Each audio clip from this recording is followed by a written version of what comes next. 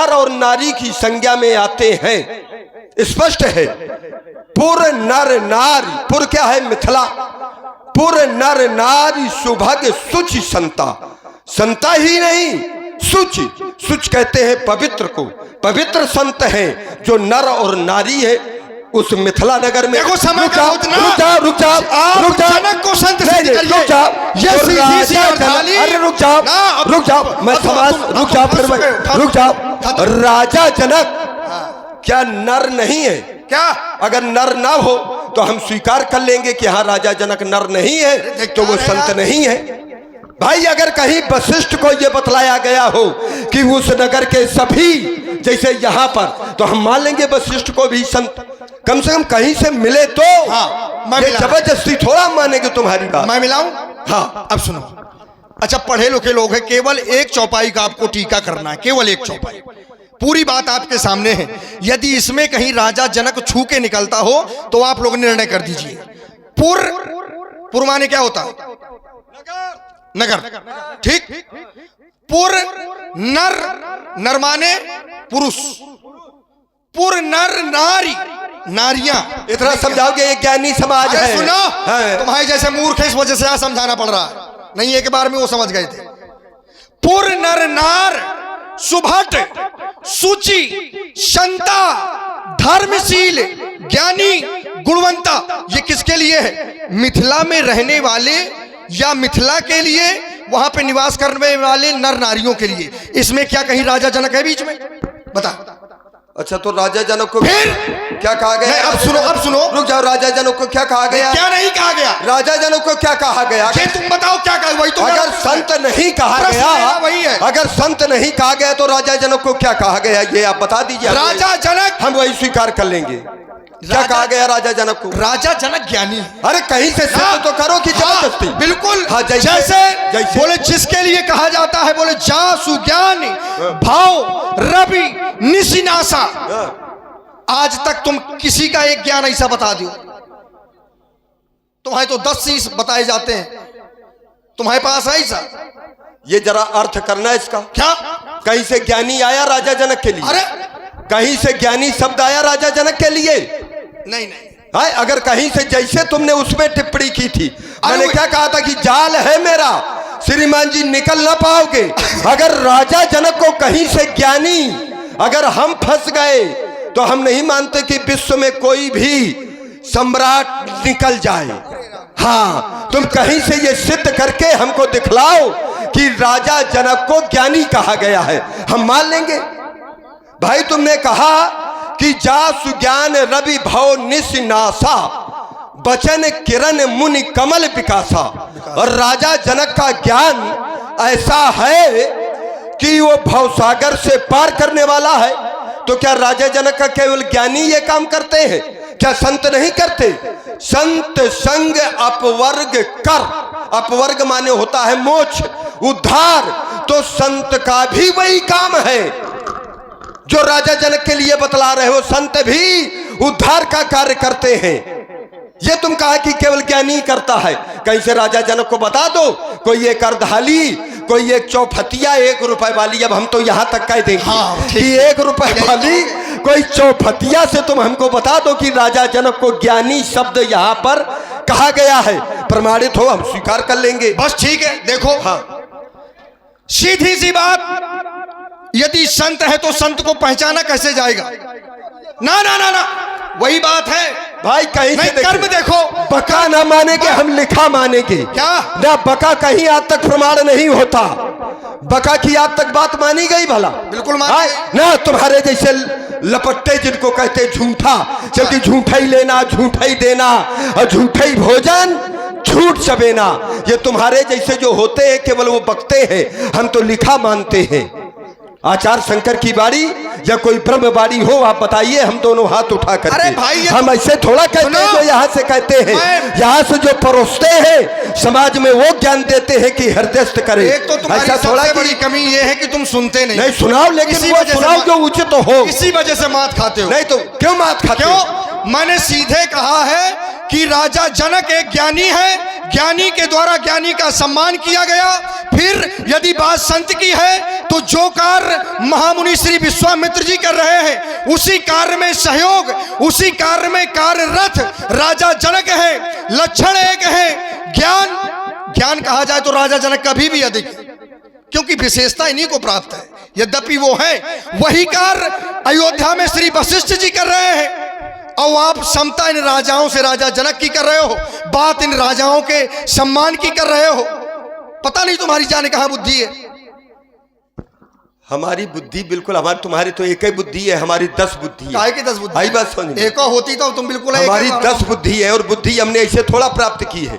हमने भगवान शंकर के द्वारा, तुम्हारे जैसे तुम तो गए हो गुरुगृह में पढ़ने के लिए, संड और मार्क ने शिक्षा दी है, और हमको पढ़ने नहीं गए। हम श्रीमान जी पढ़ने नहीं गए, भगवान शंकर स्वयं हमको दी है। बिना पढ़े हमको मिला है। जब बिना पढ़े बिना कर्म किए कुछ मिलता है किसी? यही तो कर्म किया, लेकिन हम पढ़ने नहीं गए और न पढ़ाई की है आज तक। हमारे पास प्रमाण है, हमारे पास प्रमाण है, लेकिन तुम पढ़ने गए हो। और जिसका भगवान शंकर गुरु हो, जो भगवान शंकर के द्वारा बुद्धि जिसे मिली हो, क्या उसकी बुद्धि को कोई पा सकता है? इसीलिए कहता हूं। अच्छा एक बात ये बताओ, ज्यादा जब अति संघर्षण कर कोई तो अनल प्रकट चंदन थे हुई। अब समाज जान गई है कि वो धरातल क्या है, अब बदलना चाहिए, क्योंकि ज्यादा जब उसमें रगड़ कर दिया जाता है तो चंदन से भी आग प्रकट हो जाती है, और हम नहीं चाहते उसमें फिर दोष लगता है कि किसी चीज में एक ही में मंथन किया जाए। अब थोड़ा अच्छा एक बात ये बताओ, राजा जनक उसको स्वीकार करते हो कि नहीं? किसको? राजा जनक एक ज्ञानी है, एक ज्ञानी के द्वारा एक ज्ञानी का सम्मान किया गया।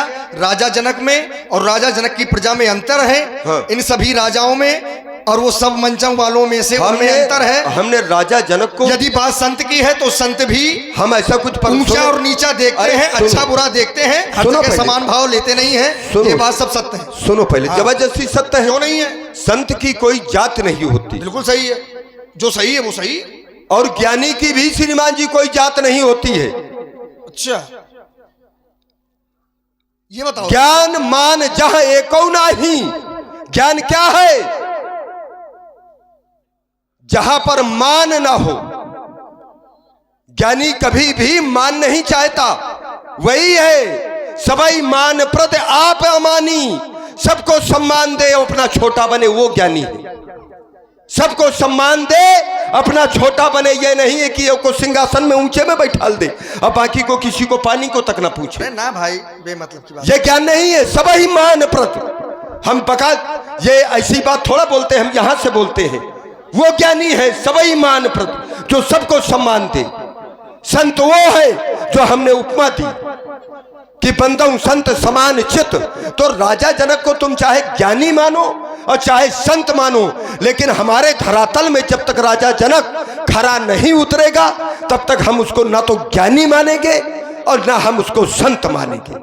बात केवल ये है, क्योंकि संत की भी कोई जात नहीं होती है। अब तुम अगर कोई बता दे कि संत की कोई जात होती है तो हम स्वीकार कर लेंगे।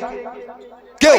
संत की कोई जात होती है? नहीं जात होती हो तो सब जातों में मिल जाता है। संत की एक ही जात होती है, वो संत। ठीक है ना, रुक जाइए, तुम उत्तर न, तुम कुछ न दे पाओगे। हम बोलते भी है, अगर बोलते भी है तो तुम बोलने नहीं देते हो।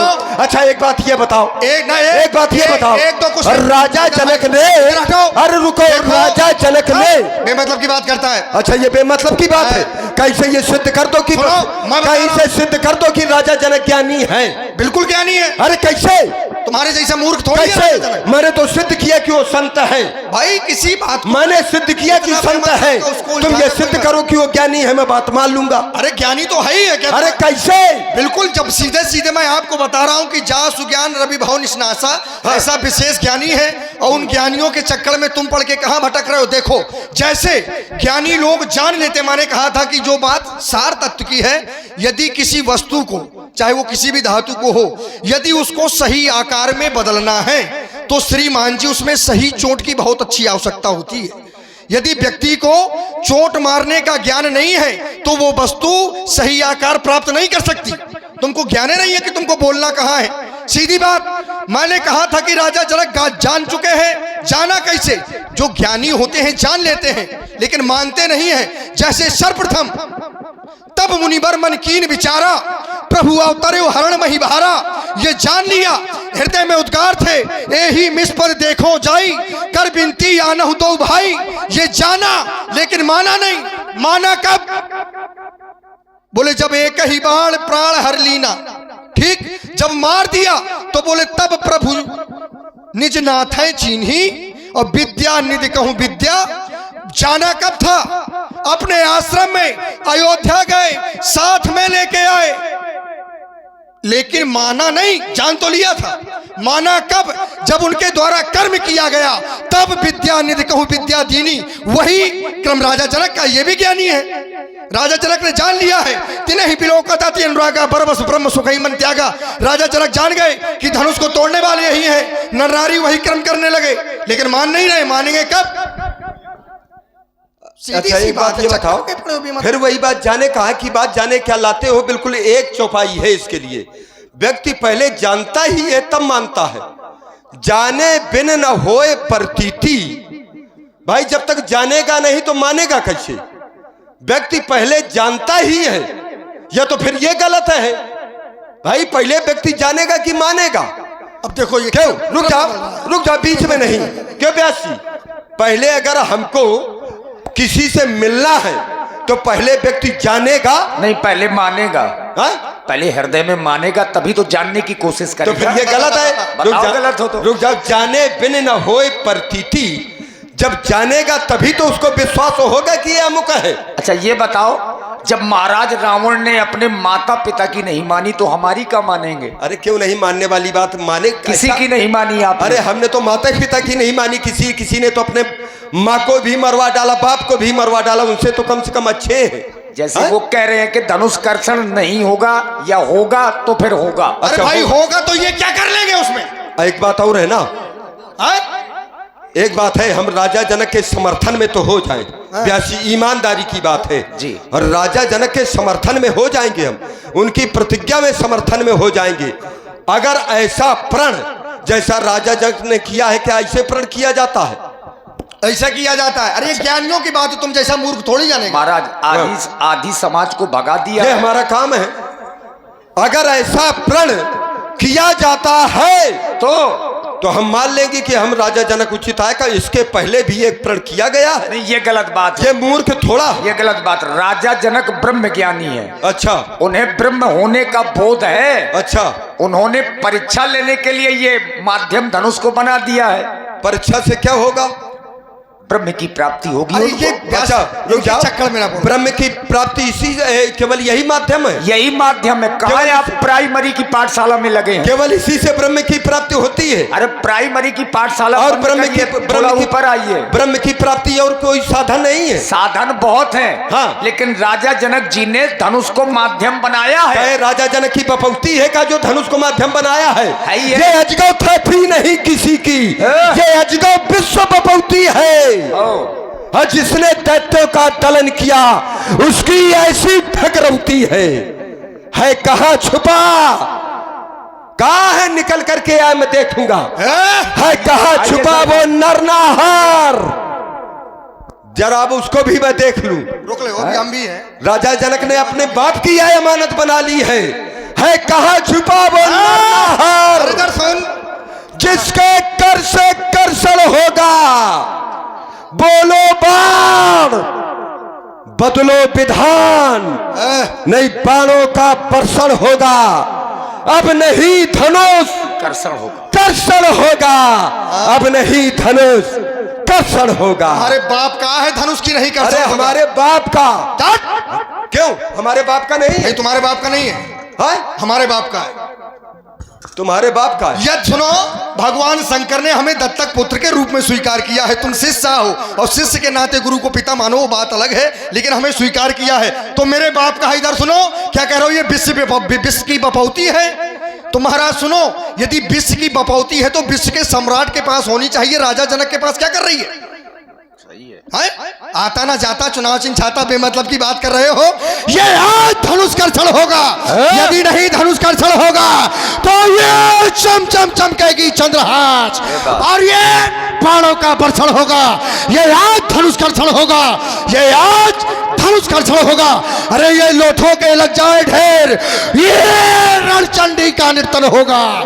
ये आज धनुष कर्षण होगा, ये आज धनुष कर्षण होगा। ध्वंस करूंगा धनुष यज्ञ, अंबर में आग लगा दूंगा। आज मैथिली अधिवेशन में शरणत की नदी बहा दूंगा। आज मैथिली अधिवेशन में ये कालकूर नर्तन होगा। अब नहीं धनुष कर्षण होगा, अब नहीं धनुष कर्षण होगा। अरे सुनो तो ये लो फिर खुला वक्ष, ये खुला वक्ष तुम करो वार। ये मिथिला में होगा, ये मिथिला में होगा। ये बुरा हाल ये दिखला लो जोर जवानी का, और हो छाती में बाल अगर तो फिर झेलो वार कपाली का। अरे अगर अकेले डर लगता हो तो वो लंकापुर संदेश उठा दे, ये बेटा इंद्रजीत बुलवा ले। फिर ना कहना खबर नहीं थी, उस बाणासुर को सबर नहीं थी। अरे हाय हाय कुछ कर ना पाया उस बाणासुर बलशाली का, और हो छाती में बाल अगर तो झेलो वार कपाली का। बार बार ये क्या कह रहा है, ये क्या कह रहा है? बार हो छाती में बार तो झेलो बार कपाली का। ये बार बार कह रहा है। हाँ कई बार कह रहा है। लगातार बार बार कई बार। कितने बार? कितने बार? इतने बार। बार बार बातन से पैर को बढ़ावे जनी, और देख सन्मुख काले भय खाता है। बार बार बार बार लड़ी है ते अस्त्र में कर में धार, तो पहाड़ जई है ते मोसो कहूं बार बार, बार बार कहूं। अब यहां सुन, बार बार कहूं भाग जा यहां से आज, और ना ही तक कठिन प्रण मेरो या बार बार तेरे ये सिर के बुखार बार मोरे बार तेरे ये छाती के बार कह रहा था। अब इसके मैं क्या करूंगा? बार तेरे ये सिर के उखाड़ बार, और मसल कैसे गरद में मिलाइयो तुझे बार बार। हो गया बार बार। कैसे बार बार? देखो ऐसा है, बीच में बिलगांव की नदी पड़ती है, होश में रहिएगा। तो व्यास जी समझेंगे, ये जिनका बार बार है ये उनके एक बार नहीं, ये उनका नहीं है। सुनो, हाँ, ये जिनका बार बार है ये तुम उनके एक बार नहीं हो, उनका नहीं है। सुनो, हाँ। ये बार बार वीरता बखाना था मोसे तय, ये दान दियो हमारे बाप ने है। बार बार नारायण ये रूप धार धरणी में, ये भूतल में पुरखा हमारे तरे बार वीरों की ये वीरता बिगाड़त हो। युद्ध स्थल में पछाड़ो मैं तो हूँ का, ये बार बार लगातार बार बेंगबाल बाला सुर बखानत है। बार बार बांधे में वीर बलवानों को, ये लंका की बखरी पवन बुहारत है। बार बार बजरले बलधारी आयो देवराज, पर इंद्रव की वीरता बिगाड़त हो। बार बार बांधे में वीर बलवानों को, लंका की बखरी पवन बुहारत है। बार और आप लोग सुन रहे हैं, यद्यपि ये तैयारी की बात होती है, जो अलंकार युक्त आप लोग हैं, कविताएं